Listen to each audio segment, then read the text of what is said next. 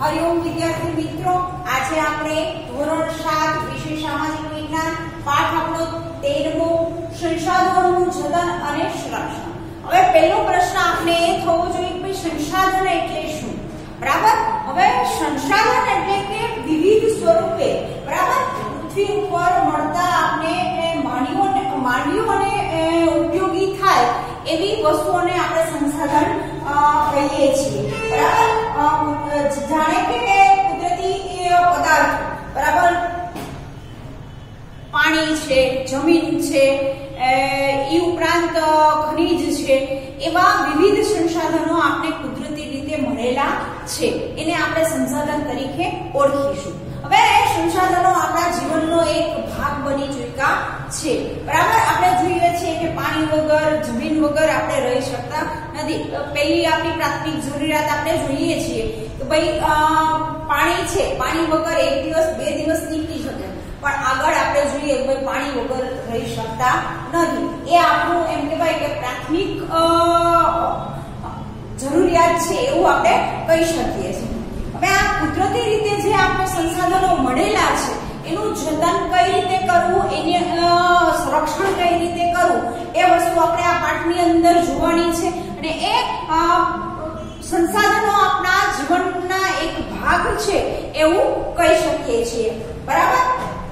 આપણે અલગ અલગ રીતે એમ કહેવાય કે કુદરતી આ બક્ષિસ છે, પાણી છે, જમીન છે, હવા છે, એ ઉપરાંત ખનિજ પેદાશો છે, એ બધી જ આપણે જે મળેલી વસ્તુઓ છે કુદરતી, એ એમ કહેવાય કે ભેટ સ્વરૂપે મળેલી છે, જે અખૂટ પ્રમાણની અંદર બરાબર સૂર્યનો તાપથી લઈને આપણે બધું જોઈએ છે, એ નિયમિત રીતે પોતાનું જે કામ છે એ કરે જ છે, એને આપણે કહેવા જવું પડતું નથી। બરાબર। જે જમીનની અંદરથી આપણે જોઈએ છે પુષ્કળ પ્રમાણમાં આપણે ખેત પેદાશથી માંડીને બધી જ વસ્તુઓ ઉત્પાદન કરી શકીએ છીએ। ભાઈ એ કોને ભાઈ કુદરતી સંસાધન છે એને આધારિત છે। બરાબર। અને આપણે કહી શકીએ છીએ કે આ બધા જ સંસાધનો છે એ આપણા દેશની કરોડરજ્જુ સમાન છે। બરાબર। કદાચ પાણી ના હોત કે જમીન ના હોત તો આ વસ્તુ આપણે કરી શકત, ખેત ઉત્પાદન છે, ઉદ્યોગ ધંધા છે, આ બધી વસ્તુ કરી શકત ના કરી શકત। એટલે આપણે કહી શકીએ છીએ કે એ આપણા દેશની કરોડરજ્જુ સમાન છે। શું કામ? જેમાં એક શરીરને કરોડરજ્જુની જરૂર, એક શરીર છે એ એમ કહેવાય કે સેના ઉપર સૌથી મહત્વનું કોઈ અંગ હોય તો ભાઈ એ કરોડરજ્જુ છે। કરોડરજ્જુ સારી હશે તો ભાઈ શરીર સારું રહેશે। એ જ રીતે જો દેશની એ કરોડરજ્જુ ના જે સંસાધનો છે એ સરળ અને વ્યવસ્થિત રીતે ચાલતા હશે તો એ દેશ પ્રગતિના પંથે આપણે જોવા મળે છે। એમાં લોકો દરેક જાતની પ્રગતિ કરી શકે છે એવું આપણે કહી શકીએ છીએ। બરાબર। સંસાધન વસ્તુ આપણે જોઈ આપણા જીવનની અંદર વિશિષ્ટ રીતે અનેક રીતે આપણે ઉપયોગી છે। બરાબર। પછી આપણે જોઈએ કોઈ સંસાધનના પ્રકાર કેટલા છે। બરાબર। હવે સંસાધનના આપણે આમ જોઈએ તો વિવિધ રીતે આપણે ઉપયોગી છે। ખેતીથી શરૂઆત કરીએ, પરિવહન, બરાબર, પ્રવૃત્તિ પ્રત્યક્ષ કે પરોક્ષ રીતે જમીન, વનસ્પતિ, સામાન્ય રીતે બે જૂથમાં વહેંચાયેલા આપણે જોવા મળે છે। સંસાધનના બે જૂથ પડે છે, કુદરતી અને કૃત્રિમ। આપણે જોઈએ છીએ કુદરતી રીતે જે આપણે સંસાધનો મળેલા છે એની અંદર ભૂમિ, જમીન, જંગલો, વનસ્પતિઓ, ખનિજો, એ બધી જ વસ્તુઓ આપણે કુદરતીની અંદર આવે છે। અને એને ઉપરથી આપણે માનવ સર્જિત જે પણ ઉત્પાદન કરીએ છીએ કે ઉત્પન્ન કરીએ છીએ એ વસ્તુને આપણે કૃત્રિમ સંસાધન તરીકે પણ ઓળખીશું। બરાબર। તો આ બધી જ વસ્તુઓ છે એ માનવ નિર્મિત ભૂમિ, જળ, ખનિજ અને જંગલો કુદરતી સંસાધનોમાં સમાવેશ થાય છે। તેમાં પણ બે પ્રકાર પડે છે, જૈવિક અને અજૈવિક। બરાબર। કુદરતી સંસાધન છે એના કેટલા પ્રકાર પડ્યા? તો ભાઈ બે। બરાબર। કુદરતી સંસાધનના બે પ્રકાર છે, એક જૈવિક અને બીજું અજૈવિક। હવે જૈવિકની અંદર કયા કયા આવે છે તો એ આપણે જોઈએ ભૂમિ, હવા, જળ, જમીન, અજૈવિક સંસાધનો છે। ભૂમિ, જળ, હવા આ અજૈવિક છે। કેવા છે જૈવિક સંસાધનો, બરાબર. આ બધા અજૈવિક સંસાધનો તરીકે આપણે ઓળખીએ છીએ. જ્યારે જંગલો અને પ્રાણીઓ જૈવિક સંસાધનો છે. જંગલ છે અને પ્રાણીઓ આ કેવા છે જૈવિક સંસાધન તરીકે આને ઓળખીએ છીએ, બરાબર. આ બે પ્રકાર પડે છે. આ બે પ્રકાર અજૈવિક ની અંદર ભૂમિ, જળ, હવા વગેરે આપણે જોઈ શકીએ છીએ અને જૈવિક ની અંદર જંગલ અને પ્રાણીઓ જોઈ શકીએ છીએ. સંસાધનના મુખ્ય બે પ્રકાર પડે છે, બરાબર. આ માનવીએ એમ કહેવાય કે સર્જેલી ઔદ્યોગિક એકમોની અંદર સ્મારકો, ચિત્રકળા, સામાજિક સંસ્થાઓ વગેરે માનવ નિર્મિત સંસાધનો છે, બરાબર. હવે મનુષ્યએ તો ઘણી બધી શોધખોળો કરેલી છે, આપને ખ્યાલ છે. તો એની અંદર ચિત્ર છે, સ્થાપત્યો છે, બરાબર. એવા ઘણા બધા અસંખ્ય આપણે સ્મારકો જોઈ શકીએ છીએ. એ પણ એક સંસાધનનું સ્વરૂપ છે, બરાબર.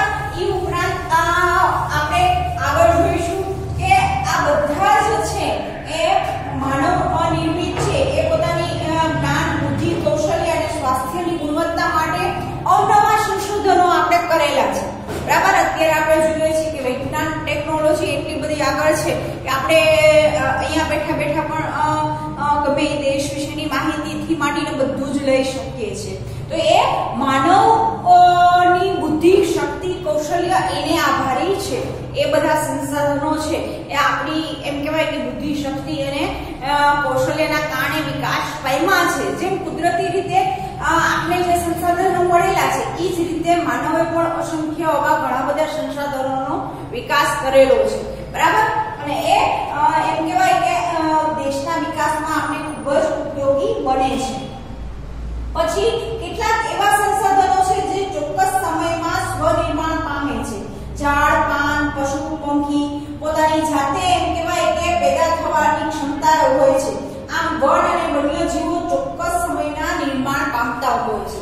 હવે જૈવિક જે સંસાધનો છે, પ્રાણીઓ છે, એ એની મેળે ભાઈ એનો જે ઘટનાક્રમ છે એ ક્રમ પ્રમાણે ભાઈ જીવે છે, મરે છે, એ ચાલ્યા જ કરે છે, બરાબર. એના માટે આપણે એમ કહેવાય કે પ્રોપરલી કઈ કરવું પડતું નથી.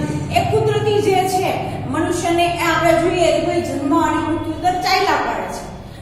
દરરોજના આપણે જોઈએ કે જન્મ પણ એટલા થાય છે અને મૃત્યુ પણ એટલા થાય છે, બરાબર. તો એ ઘટનાક્રમ છે એ કેવો છે ભાઈ કુદરતી. તો એ વસ્તુ કુદરતી રીતે થતું રહે છે. પછીનો આપણો ટોપિક છે ભાઈ સંસાધન, બરાબર. સંસાધન નું સંરક્ષણ. સંસાધનનું સંરક્ષણ કઈ રીતે કરશું? તો કુદરતી સંસાધનો અમર્યાદિત છે, જ્યારે માનવીની જરૂરિયાત અમર્યાદિત છે. કેટલાક વર્ષોથી તકનીકો ક્ષેત્રે એમ કહેવાય કે હવે કુદરતી સંસાધનો છે, ભૂમિ છે, જંગલ છે, જળ છે, એ બધું મર્યાદિત વસ્તુમાં આપણે જોઈએ છીએ. ક્યારેક ખોટ પણ ઊભી થાય છે આવી વસ્તુઓ. તો એ એમ કહેવાય કે મર્યાદિત વસ્તુઓ છે. જ્યારે આપણી એમ કહેવાય કે જરૂરિયાત પણ અમર્યાદિત છે. આપણી જરૂરિયાત દિવસે ને દિવસે વસ્તુઓની વધતી જાય છે, એની અંદર ઘટાડો થતો નથી. આપણે દિવસે ને દિવસે એટલી બધી શોધો કરેલી છે કે જેના કારણે આપણે પહેલું જ કામ જોઈએ કે માનવ સંસાધનની અંદર, વસ્તીની અંદર ખૂબ જ વધારો થાય છે, બરાબર. તો આ વસ્તીનો જે વધારો છે એ દિવસે ને દિવસે વધે છે એમ જરૂરિયાત માણસની વધતી જાય છે, બરાબર. આ પહેલી વસ્તુ છે. પછી છે ભાઈ એ ઉપરાંત વિશે ગંભીરતાથી આપણે ખૂબ વિચારવું જોઈએ કે વસ્તી વધારો થાય છે, બરાબર. આ વસ્તુને આપણે રોકશું નહીં તો ભાઈ આપણી જરૂરિયાત ઉપર આપણે કાપ મૂકી શકશું નહીં. વસ્તી વધારો એ પણ એક દેશની મોટી સમસ્યા ગણી શકાય છે, બરાબર. પછી છે આપણે જોઈએ તો એ ઉપરાંત ભવિષ્યની પેઢી માટે સંસાધનોનું રક્ષણ કરવું એ આપણા સૌની ફરજ છે. આપણે જોઈએ છીએ કે કુદરતી રીતે આપણે જે પણ વસ્તુઓ મળે છે, પાણી છે, જંગલ છે, બરાબર, એ બધાનું જતન કરવું, સંરક્ષણ એટલે કે ભાઈ જતન કઈ રીતે કરશો, એનું ધ્યાન કઈ રીતે રાખશો, એ સ્વચ્છ રહે, આપણે હવા ચોખ્ખી મળે છે, તો એ હવાને ચોખ્ખી કઈ રીતે રાખશું એ જવાબદારી, એ ફરજ એ આપણી પોતાની છે, બરાબર. એ વસ્તુ આપણે નહીં કરીએ તો ભાઈ આવનારી પેઢીને આપણે ભાઈ ખરાબ હવામાન આપીશું, ખરાબ પાણી આપીશું. અત્યારે જ આપણે જોઈએ છીએ કે ઘરે ઘરે આપણે શુદ્ધ પાણી પીવા માટેનું પાણી પણ આપણે બહુ ઓછા પ્રમાણમાં છે, બરાબર. પીવા માટેનું પાણી પણ આપણે ઘરે ભાઈ એના માટેના મશીનો રાખવા પડે છે. જ્યારે આપણે આપણા ઇતિહાસની અંદર ડોક્યુ કરીશું તો આપણે ખ્યાલ આવશે ભાઈ પહેલાના સમયમાં આવા કોઈ મશીનરી નહોતા. નદી નાળામાંથી ભાઈ સીધું પાણી ભરી અને પીવામાં અને રસોઈમાં બધી જગ્યાએ ઉપયોગમાં લેવાતું. ઈ પાણીની અંદર ફેરફાર આવ્યો છે. એ બધી જ વસ્તુઓ કોના કારણે થઈ છે? તો આપણે ખબર છે કે જળ, જમીન, હવા આ બધી જ વસ્તુઓને આપણે પ્રદૂષિત કરી ચૂક્યા છે. જેના કારણે એમ કહેવાય કે આવનારી પેઢીને આપણે સ્વચ્છ હવામાન નહીં આપી શકીએ, સ્વચ્છ પાણી નહીં આપી શકીએ, સ્વચ્છ એમ કહેવાય કે ભાઈ ભૂમિ પણ નહીં આપી શકીએ. હજી પણ જો આપણે આ વસ્તુ ઉપર એમ કહેવાય કાપ મૂકો ને કંટ્રોલ ના કર્યો તો ભાઈ આવનારી પેઢીને આપણે સારી વસ્તુ આપી શકશું નહીં. પછી આપણે જોઈએ સંસાધન. સંસાધનની અંદર ભૂમિ સંસાધન છે, જંગલ સંસાધન છે, જળ સંસાધન છે, પછી છે પ્રાણી સંસાધન,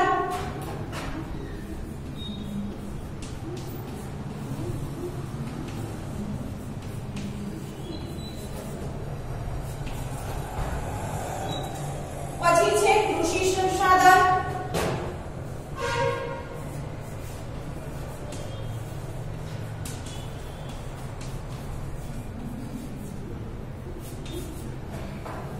એની આગળ છે ખનિજ સંસાધન,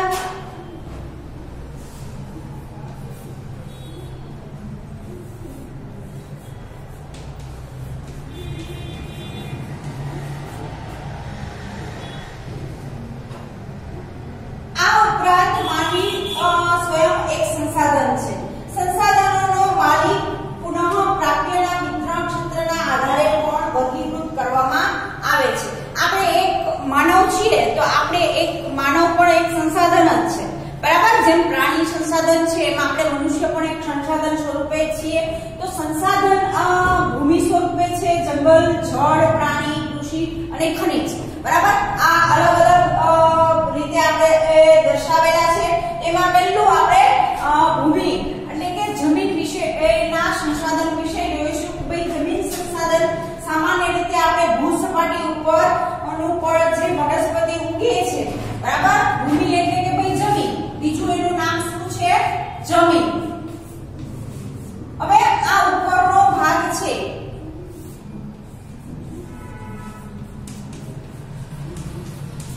એના ઉપર અસંખ્ય આપણે જોઈએ છીએ કે ભાઈ વનસ્પતિ ઉગે છે, બરાબર. આ જમીન એને કહીએ છીએ. જમીન પૃથ્વીના ટુકડા પરના અનેક વિવિધ કણોનું બનેલું છે. પાતળું પડ, જાડું પડ, ક્યાંક ખડક, ક્યાંક પહાડ, ક્યાંક નદી, ક્યાંક સરોવરો, બરાબર. ભૂમિ સ્વરૂપ છે એ આપણે અલગ અલગ સ્વરૂપે જોવા મળે છે. ક્યાંક કાળી જમીન, ક્યાંક રાતી જમીન, ક્યાંક ખડકાળ જમીન, ક્યાંક લેગ્નાઇટ પથ્થરવાળી જમીન, બરાબર. ગ્રેનાઇટ પથ્થરવાળી જમીન, એ અલગ અલગ પ્રકારની આપણે ભૂમિ સ્વરૂપ મળેલું છે. અને એ સંસાધન દ્વારા આપણે ભૂમિ ના હોય તો આપણે ખબર જ છે કે ભાઈ આપણે આગળ કંઈ પણ કરી શકત નહીં. આપણી પાસે જમીન છે એટલા માટે જ એમ કહેવાય કે બાકી બધા જ સંસાધનો એના ઉપર આધારિત છે એવું કહી શકીએ છીએ, બરાબર. જમીન ખેતી માટે ઉપયોગી છે. ખેતી એ આપણો એમ કહેવાય કે દેશનો આર્થિક વિકાસ છે. જમીનની ગુણવત્તા, એના પ્રકારો, એ બધી જ વસ્તુઓ એમ કહેવાય કે જમીન ઉપર આધારિત રાખે છે. હવે જમીનના કેટલા પ્રકાર પડે છે આગળ જોઈશું.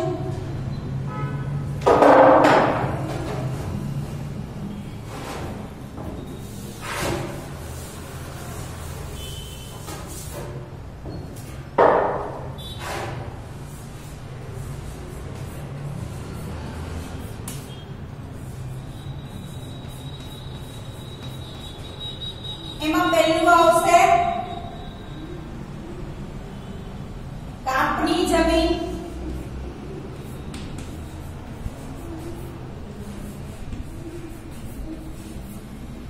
બીજું છે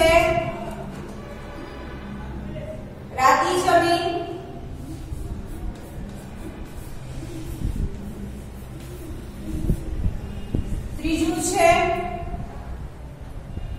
કાળી જમીન,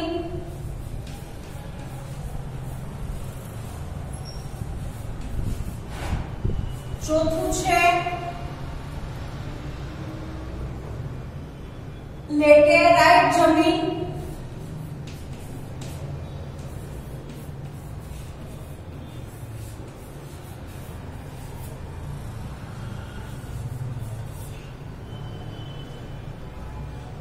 રણ પ્રદેશ,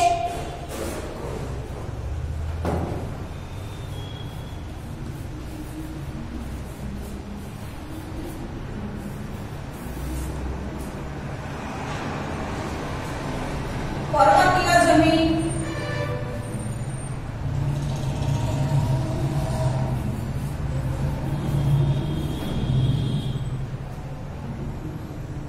સાતમું છે જંગલ પ્રકારની જમીન,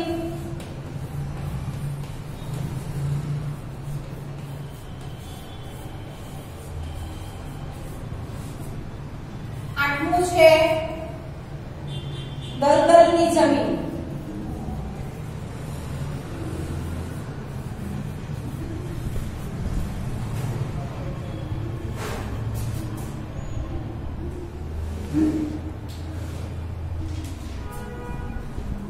આ જમીનના પ્રકાર છે, 8 પ્રકાર પડે છે.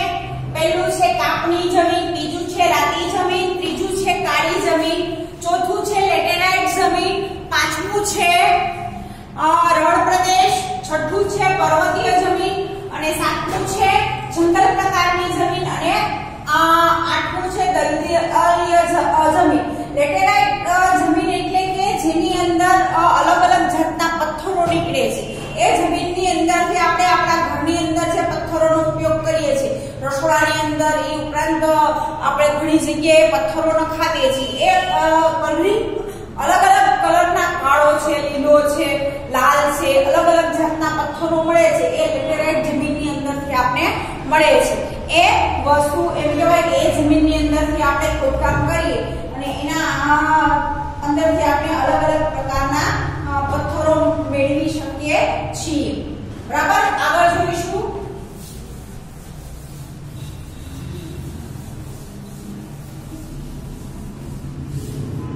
જમીનનું ધોવાણ અને સંરક્ષણ.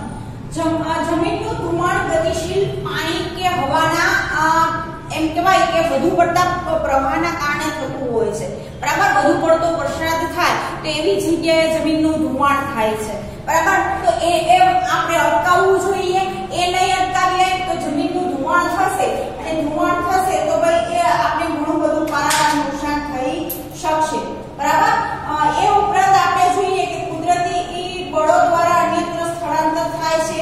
જ્યાં આપણે જોઈએ છે રણની રેતી છે દિવસે ને દિવસે આગળ વધતી જાય છે, તો એને અટકાવવા માટેના જે પ્રયત્નો છે એ આપણે કરવા જોઈએ. વૃક્ષોનું સૌથી વધારે વાવેતર કરશું તો ભાઈ રણ આગળ વધતું અટકી શકશે, હવા શુદ્ધ મળશે, પાણીનું પ્રમાણ જમીનની અંદર જળવાઈ રહેશે. એક જ સૌથી મોટું કોઈ શસ્ત્ર આપણી પાસે હોય તો એ છે કે ભાઈ વૃક્ષોનું વધારે વાવેતર વધારવું જોઈએ. એનું જે પ્રમાણ ઘટી ગયું છે એના કારણે એમ કહેવાય કે વાતાવરણથી માંડી બધી જગ્યાએ અસમતુલા ઊભી થઈ છે. એક ઈ વસ્તુનો આપણે ઉપયોગ કરીશું તો ભાઈ બધા જ કુદરતી સંસાધનો છે એ ધીમે ધીમે ભાઈ વ્યવસ્થિત રીતે ચાલતા થઈ જશે. બરાબર, જમીનનું ધોવાણ અટકાવવાના ઉપાયો: પડતર જમીનમાં વૃક્ષોનું વાવેતર કરવું, ઢોળાવાળી જમીનમાં છે ત્યાં એમ કહેવાય કે પગથિયા પદ્ધતિથી ખેતી કરવી, આડા બંધ બાંધી અને જમીન પર એમ કહેવાય કે ચણા પ્રવૃત્તિનું નિયંત્રણ કરી લેવી જોઈએ. આપણે ઢાળવાળી જમીન ઉપર પણ ખેતી થઈ શકે છે. બરાબર, ચાનો પાક છે, કોફી છે, એવા બધા જ પાકો આપણે ઢાળવાળી જમીન ઉપર સરસ રીતે થાય છે. તો એ પગથિયા જે રીતે આપણે બનાવીએ છીએ એ રીતે એમ કહેવાય કે એ ખેતી પણ કરી શકીએ છીએ.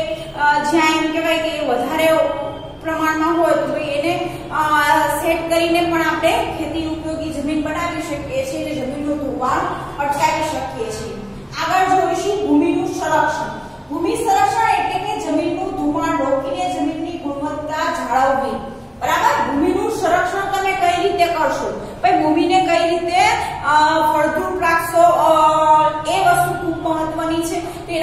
આપણે ખબર જ છે કે ભાઈ વરસાદ આ ઋતુની અંદર જમીનનું ધોવાણ ના થાય તો એ માટે આપણે વૃક્ષોનું વધારે વાવેતર કરવું જોઈએ. કાપની જમીન છે એ જમીનોનું જતન કરવું જોઈએ. એની અંદર આપણે જોઈએ છીએ કે જે કૃત્રિમ ખાતર છે એનો ઉપયોગ ઓછો કરવો જોઈએ. કુદરતી ખાતરનો ઉપયોગ કરીશું તો જમીન દિવસે ને દિવસે વધારે સારી થશે. બરાબર. જેટલી કૃત્રિમ વસ્તુઓ છે એનો ઉપયોગ ટાળીશું. આપણે ખબર જ છે કે પ્લાસ્ટિકના ઉપયોગથી ભૂમિ પ્રદૂષણ વધારે થાય છે, તો એ નહીં કરીએ તો પણ સરળતાથી ભૂમિનું એમ કહેવાય કે પ્રદૂષિત થતી અને ધોવાણ થતી આપણે અટકાવી શકશું. બરાબર. પગથિયાવાળી ખેતી ને એ બધું જોયું. એ ઉપરાંત આપણે જોઈએ છીએ કે રણની રેતીને ક્ષેત્રમાં વાતા પવનોને રોકવા જોઈએ. હારવાળા ઉગાડવી જોઈએ. અનિયંત્રિત ચઢાણને અટકાવવું જોઈએ. ફળદ્રુપ જમીન ગુમાવી બેઠેલી જમીનમાં પુનઃ સેન્દ્રિય પદાર્થોનો ઉપયોગ કરી. હવે ઘણી બધી એવી જમીનો છે કે જે બિનઉપજાઉ જમીન તરીકે થઈ જાય છે. કુદરતી ખાતરનો ઉપયોગ કરીને આપણે એવી જમીન કરી દઈએ તો એ વસ્તુ અટકાવી જોઈએ અને હંમેશા એમ કહેવાય કે એની અંદર સેન્દ્રિય ખાતર નાખી ને એ જમીનને પણ ફળદ્રુપ જમીન તરીકે બનાવી દઈએ તો એ આપણે વધારે સૌથી ઉપયોગી બની શકે છે. બરાબર. એ રીતે આપણે એમ કહેવાય કે ભૂમિ સંસાધનોનું રક્ષણ કરી શકીએ છીએ, સંરક્ષણ કરી શકીએ છીએ જો આપણી થોડી જાગૃતિ હશે તો. બરાબર. નકર આપણે આગળ કંઈ કરી શકશું નહીં. આ વિડિયોની અંદર આટલી માહિતી રાખીશું વિદ્યાર્થી મિત્રો. આગળના વિડિયોની અંદર આપણે આગળના પોઈન્ટની ચર્ચા કરીશું. નમસ્તે.